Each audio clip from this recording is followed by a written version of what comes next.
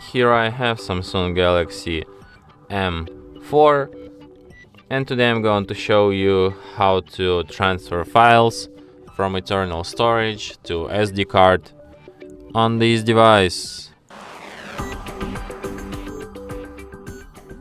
So to do this, firstly you have to open My Files application, which you have pre-installed on your device.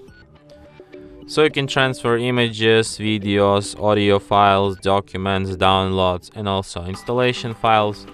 So let's transfer, for example, some image, for example this one and this one, maybe this one.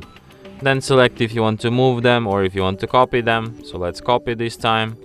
Then you go to folder to which you want to copy these images. So we go to SD card, then we go to pictures, for example, and tap copy here.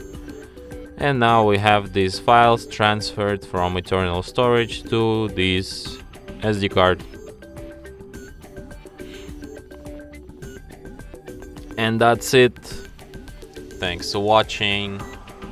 If you find this tutorial useful, don't forget to hit that like button and subscribe to our channel.